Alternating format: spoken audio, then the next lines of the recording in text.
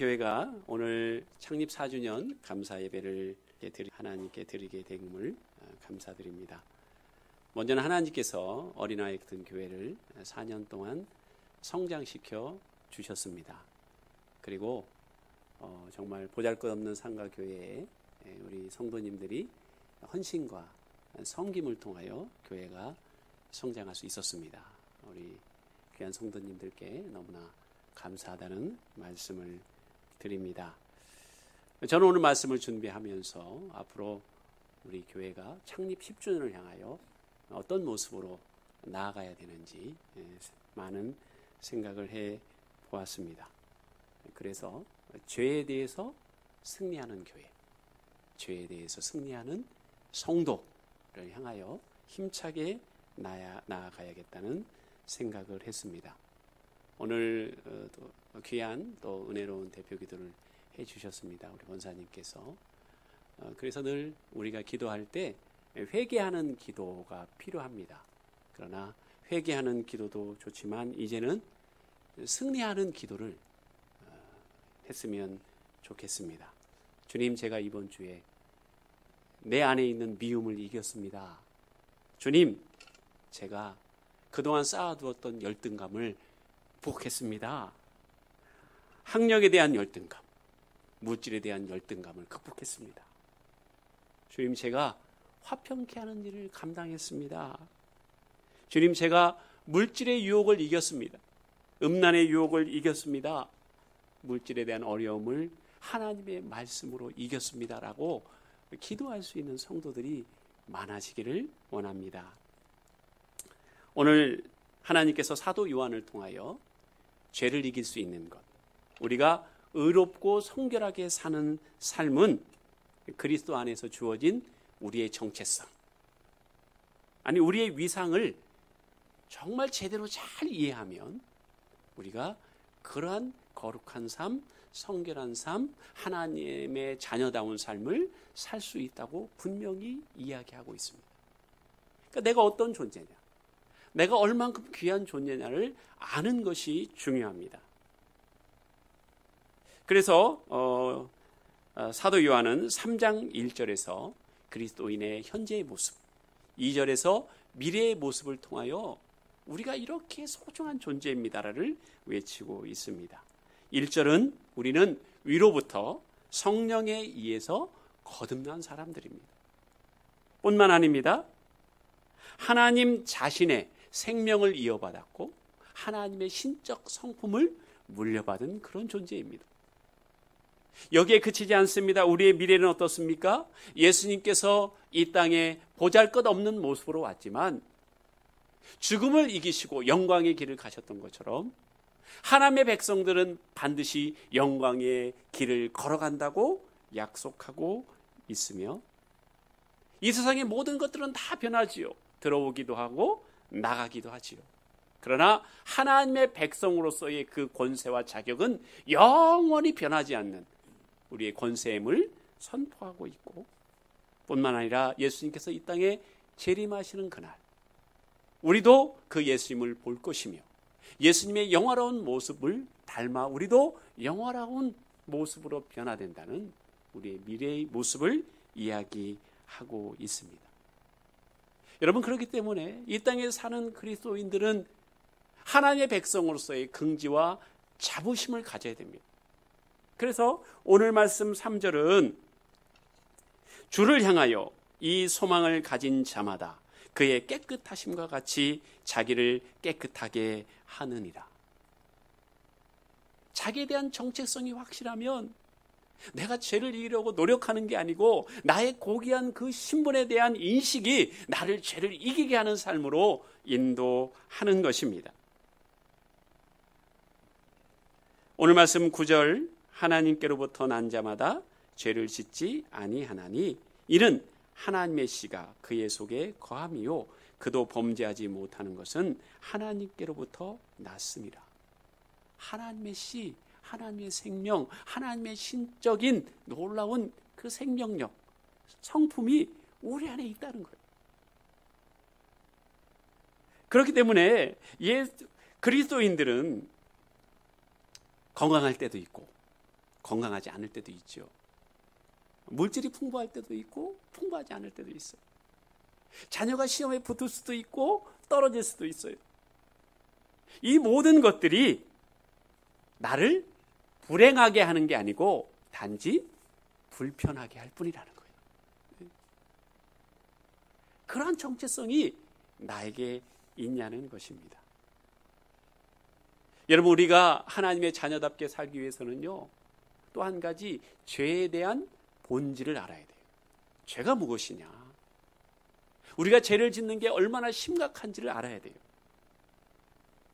여러분, 우리가 그리스도인이 된 이상 죄에 대해서 나는 이미 용서를 받았기 때문에 죄를 짓는 건 대수로운 게 아니고, 세상의 모든 사람들이 다 죄를 짓는데 나도 죄를 지면 어떠냐라고 절대로 생각해서는 안 됩니다. 죄를 짓는 것이 단순히 나의 약점이고 나의 실수라고 생각해서도 안 됩니다. 그렇기 때문에 오늘 사도 요한은 4절에서 단호하게 이야기합니다. 죄를 짓는 자마다 불법을 행하나니 죄는 불법이라. 죄가 무엇이라고요? 하나님의 법을 깨트리는 거예요. 하나님의 법을 깨트리는 거예요. 뿐만 아닙니다. 하나님을 거스려서 반역하는 행위예요. 그리고 하나님의 말씀에 불순종하는 거예요. 뿐만 아니라 하나님께서 우리의 축복을 위하여 만들어 놓은 규칙을 어기는 것이고, 만들어 온 그 삶대로 삶을 살지 못하는 것입니다. 이것이 죄의 본질이에요. 그냥 실수해서 저지르는 게 아니에요. 내가 누구를 미워한다, 이 세상에 미워하지 않는 사람이 어디 있어 라고 태연하게 생각해서는 안 된다는 거예요. 그래서 오늘 말씀 8절 상반부는 이렇게 이야기합니다. 죄를 짓는 자는 마귀에게 속하나니 마귀는 처음부터 범죄함이라. 여러분, 죄되고 악한 삶을 계속해서 사는 것, 일시적으로 실수할 수는 있죠. 그러나 습관적으로 죄를 짓는 것은 자신이 마귀와 또한 마귀가 살아가는 생활 방식과 그에 속한 사람인 것을 인정하는 것과 똑같다는 거예요. 이것은 하나님의 말씀이에요. 여러분, 악은 마귀를 통해서 이 땅에 들어왔습니다. 그렇다면 마귀의 가장 큰 목적이 무엇일까요?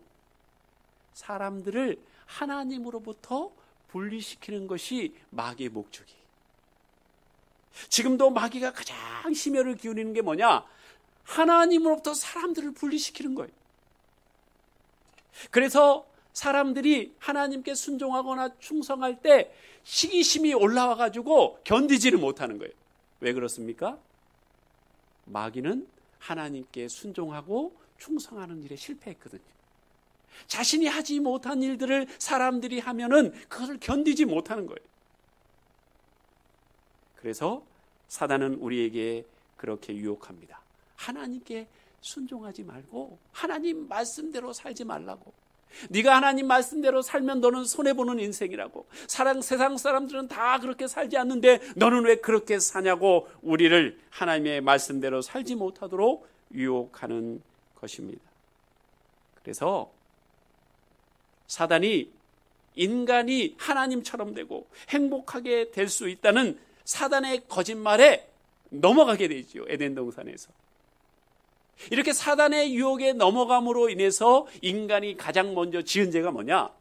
바로 불순종의 죄예요. 불순종의 죄. 여러분, 이 세상의 모든 불행이 어디에서 왔습니까? 사단의 교묘한 거짓말에 속아 넘어간 인간의 어리석음의 결과로 이 땅의 모든 불행이 찾아왔어요. 요한복음 8장 44절은 이렇게 이야기합니다. 마귀는 거짓말장이요 또한 거짓의 아비다. 자, 다음 번 읽겠습니다. 같이 시작.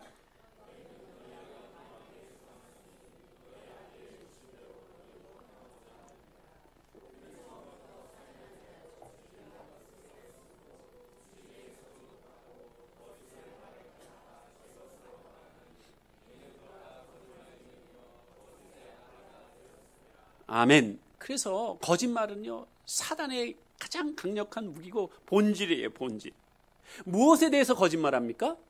첫 번째로 하나님에 대해서 거짓말이에요. 여러분, 에덴 동산에서 뱀이 아담과 하와에게 한 얘기가 뭡니까? 하나님은 너희를 사랑하지 않아. 하나님은 너희를 이용할 뿐이야. 하나님이 너희를 사랑한다고? 그건 새빨간 거짓말이야. 그러면서 들이댄 증거가 뭡니까? 선악과 못 먹게 하잖아. 내가 에덴 동산에 있는 수많은 과일 중에 선악과가 제일 맛있어 보이더라. 왜 선악과를 못 먹게 해? 너희들 사랑하는 거 아니야. 착각하지 마. 여러분은 어떻게 생각하십니까? 에덴 동산에 수많은 과실들이 있지요. 그 모든 것을 다 마음대로 먹게 하셨어요. 단 하나, 선악과, 창조주와 피조물을 구별하게 하는 과일, 그 선악과만 못 먹게 한 거예요. 근데 사단은요, 이렇게 얘기해요. 우리가 먹을 수 있는 많은 수많은 과일은 다 제껴놓고, 야, 선악과 못 먹게 하잖아. 하나님은 너희를 사랑하지 않아. 지금도 마찬가지입니다. 우리가 인생을 살아가면서 잘 풀리지 않는 문제가 있어요. 내가 승진해서 떨어졌어. 사업이 내 생각처럼 안 돼. 우리 자녀가 대학 시험에 떨어졌어. 그럼 사단이 하는 말이 뭔 줄 알아요? 거봐, 선악과 못 먹게 하잖아. 네 자녀 떨어졌잖아. 너 승진 못했잖아. 그러면서 하나님에 대한 원망과 불평이 일어나게 해요. 지금도 이러한 일을 똑같이 합니다.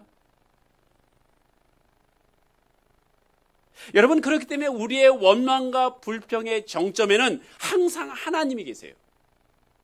여러분 인정하십니까? 여러분이 배우자에 대해서 불평하고 사업에 대해서 불평하고 자녀에 대해서 불평할 때 여러분 잘 보셔야 돼요. 그 불평이 어디를 향하고 있는 줄 아세요? 왜 선악과 못 먹게 해요? 하나님 저 사랑하시는 거 아니네. 하나님 사랑하시면 이 일이 이루어졌어야죠. 우리 자녀가 그 대학에 들어갔어야죠. 왜 못 들어갔어요? 이 불평을 나오게 하는 게 사단의 목적이에요. 왜요? 하나님으로부터 우리를 분리시켜야 되거든요.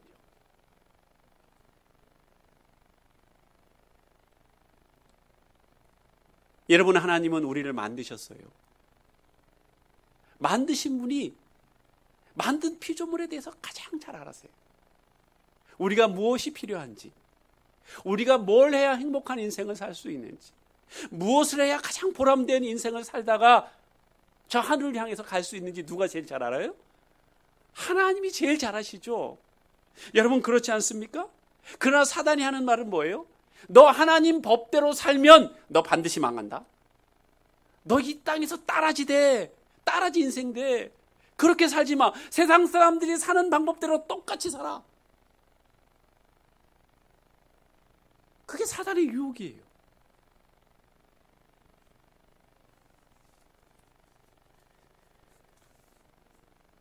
그래서 이 세상은 하나님께 떠난 상태가 되어버렸죠. 하나님을 멀리해요. 하나님의 법대로 살려고 하지 않아요. 이러한 상황 가운데, 소망이 없는 가운데 바로 예수 그리스도께서 이 땅에 오신 거예요. 세상 사람들의 정해놓은 법에 따라 인생의 행복을 찾던 사람들이 그걸 통해서 행복을 찾지 못한다는 걸 깨닫게 돼요. 좌절하게 돼요. 절망하게 돼요. 채워지지 않는 갈증을 느껴요. 내가 이런 인생을 살려고 이 땅에 태어났나? 나는 그러한 절망적인 상태에서 누가 오셨어요? 바로 예수 그리스도께서 이 땅에 오신 거예요. 여러분도 그때 만나셨죠? 이 땅에 소망이 없을 때, 살아갈 이유를 발견하지 못할 때, 그때 예수님이 저와 여러분을 찾아오셨듯이 바로 예수님이 이 땅에 베들레헴의 작은 아이로 태어나신 이유가 뭘까요? 그것은 바로 오늘 말씀 5절과 8절에 있습니다. 자, 먼저 5절입니다. 그가 우리 죄를 없애려고 나타나시는 것을 너희가 안 하니 그에게는 죄가 없느니라. 예수님이 오신 목적이 뭡니까? 하나님을 계시하고 하나님이 누구신가 가르쳐주고 또 이 땅을 어떻게 살아야 되는지 삶의 모범을 보여주시기 위한 것도 있지만 그것보다 더 본질적인 목적이 있다는 거예요. 그 목적이 무엇이라고요? 바로 우리 죄를 없애려고 이 땅에 오셨다는 거예요. 저와 여러분을 구원하시기 위해 이 땅에 오신 거예요. 그게 바로 예수님이 이 땅에 오신 목적이에요. 누가복음 19장 10절입니다. 인자가 온 것은 잃어버린 자를 찾아 구원하려 함이니라. 여러분, 그러기 위해서 오늘 말씀 5절에서 뜬구름없이 강조하는 낱말이 있지요. 9절이 있어요. 그에게는 죄가 없느니라. 그렇죠? 강조하고 있어요. 여러분, 구약의 제사는 오실 예수 그리스도에 대한 모형이에요. 그림자예요. 근데 제사를 드릴 때 중요한 게 뭡니까? 제물이에요. 제물. 제물이 어떠해야 돼요? 온전해야 돼요. 흠이 있으면 안 돼요. 다리를 전다, 어디가 찢어졌다, 그 제물은 사용할 수가 없어요.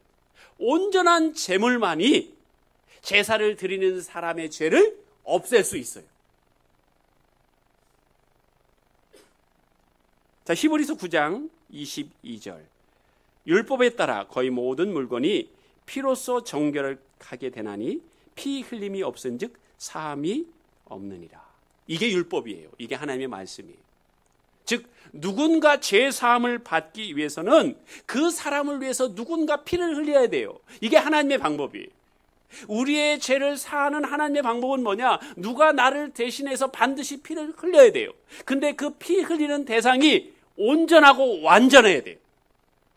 그래야만 우리를 위해서 대신 죽을 수 있는 자격이 있는 거예요. 그래서 오늘 5절에 그렇게 이야기합니다. 그에게는 죄가 없느니라. 바로 예수 그리스도 안에서만 우리의 죄가 해결되는 거예요.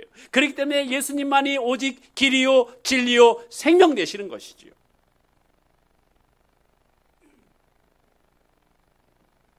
히브리서 4장 15절의 말씀입니다.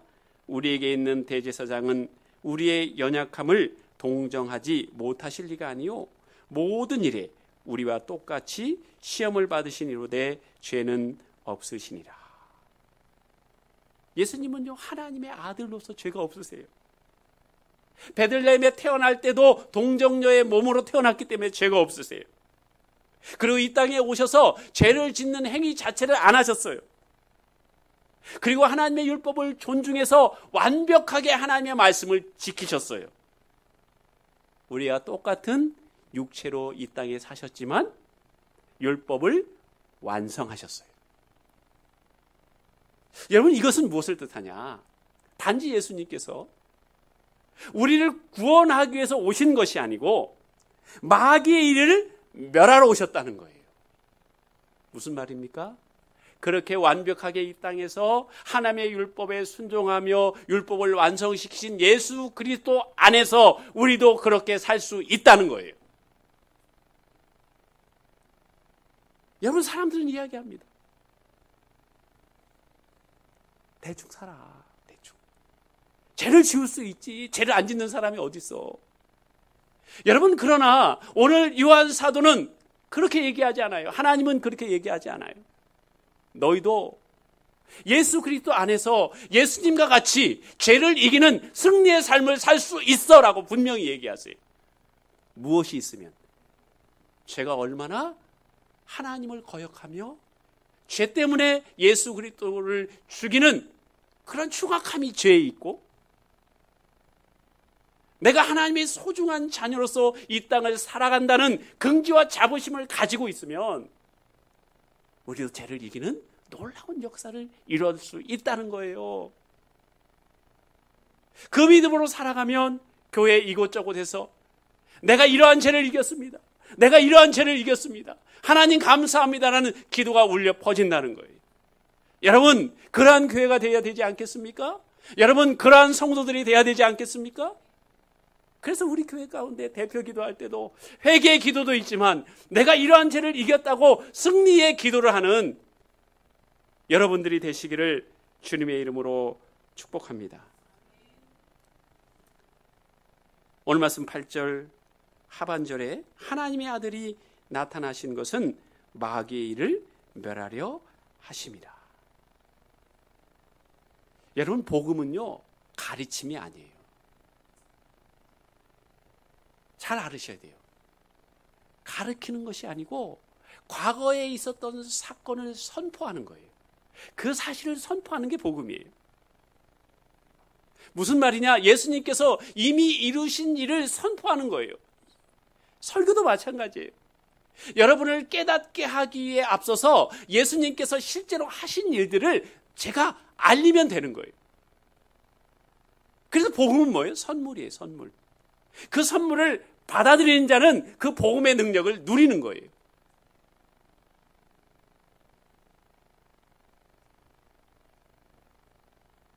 예수 그리스도께서 하나님의 아들로서 이 일을 하기 위해서 이 땅에 오셨어요. 그래서 인간이 타락한 다음에 바로 그 다음에 일어난 사건이 뭡니까? 하나님이요, 원시복음을 선포하셨어요. 타락한 인간에게 소망이 없을 때 하나님께서 원시복음을 선포하셨다니까요. 창세기 3장 15절입니다. 내가 너로 여자와 원수가 되게 하고 내 후손도 여자의 후손과 원수가 되게 하리니 여자의 후손은 내 머리를 상하게 할 것이요 너는 그의 발꿈치를 상하게 할 것이니라. 하나님께서 말씀하셨어요.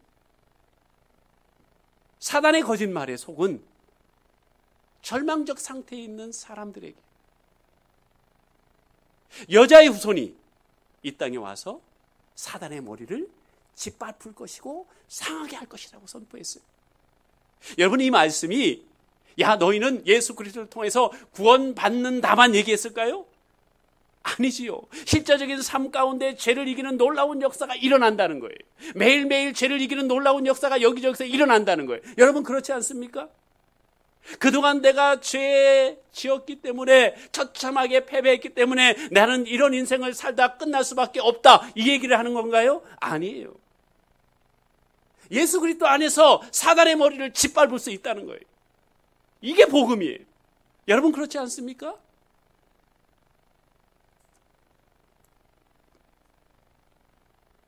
예수님께서 이 땅에 오신 것은요, 사단의 말이 거짓말임을 드러내는 증거예요. 하나님은 너희를 사랑하지 않아? 끝까지 사랑하지 않아. 봉사 많이 하고 물질 많이 바치고 이쁜 짓 하는 그런 사람들만 사랑해. 이 거짓말이죠. 하나님의 아들이 이 땅에 아기로 오셨어요. 그리고 우리를 위한 고난을 다 받으셨어요. 수치를 다 당하셨어요. 그리고 우리를 위하여 3일 만에 부활하셨어요. 이게 증거예요. 사단이 거짓말을 한다는 증거예요. 하나님이 우리를 사랑한다는 증거예요. 우리를 변함없이 사랑하시겠다는 증거예요. 여러분, 그렇지 않습니까? 주님께서 이적과 기사를 통해서 우리에게 깨닫게 하시는 사실이 뭡니까? 사단의 일을 멸하는 위대한 일을 보여주신 거예요. 누가복음 13장에 보면 18년 동안 귀신 들려서 꼬부라진 허리를 펴지 못하는 여자가 있었어요. 자, 누가복음 13장 11절에서 13절 다 같이 읽겠습니다. 시작.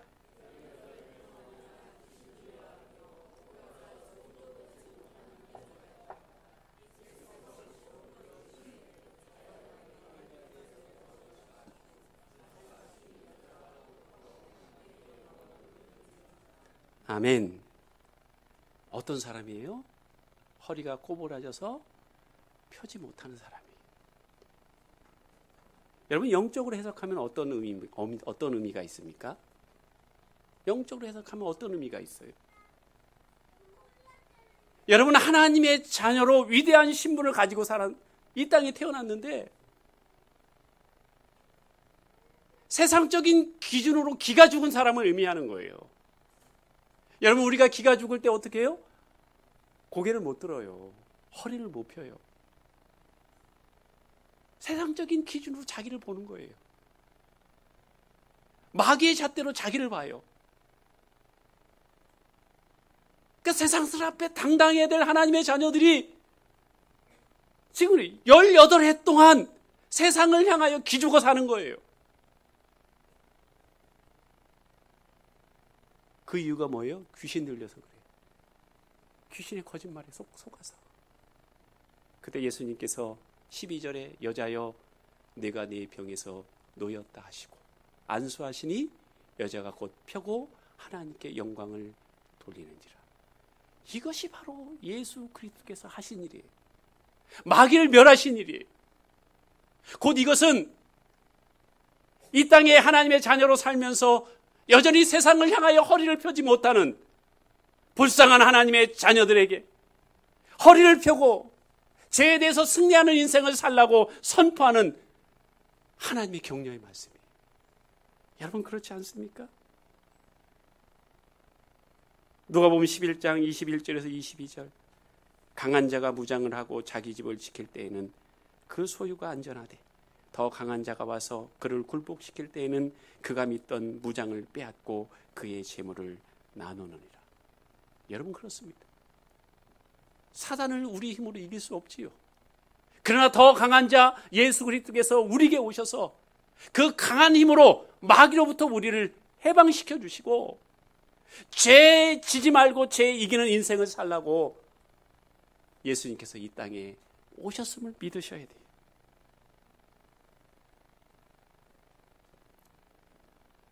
에베소 2장 5절에서 6절 말씀,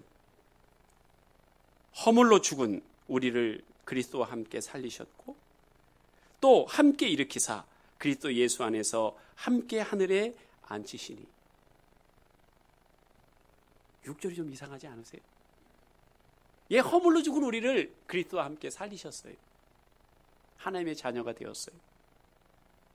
또 예수님께서는 죽음을 이기셨지요. 가장 마지막에 심판받을 대상이 뭐예요? 죽음이잖아요. 근데 죽음을 이기셨어요. 우리도 함께 일으키셨어요. 그리고 그리스도 예수 안에서 함께 하늘에 앉히시니. 이상하죠? 미래에 있을 일인데. 미래예요? 현재. 그것은 무슨 얘기예요? 하나님께서 우리로 하여금 오늘 5절의 말씀처럼 우리 죄를 없애려고 이 땅에 오셨을 뿐만 아니라 마귀의 일을 멸하러 오셨다는 거예요. 여러분 이 모습이 어떤 모습이에요? 승리자의 모습으로 앉아 있는 거예요. 그걸 잃어버리시면 안 돼요. 여러분 미운 오리 새끼 욕한 거 아니죠 제가? 미운 오리 새끼라는 얘기 아시잖아요. 백조인데도 불구하고 오리인 줄 알았어요. 근데 이 실수하고 저 실수하고 넘어지기도 하고 그 오리 안에서 늘 낙담하는 거예요. 여러분 그러나 미운 오리 새끼가 오리였나요? 백조였어요.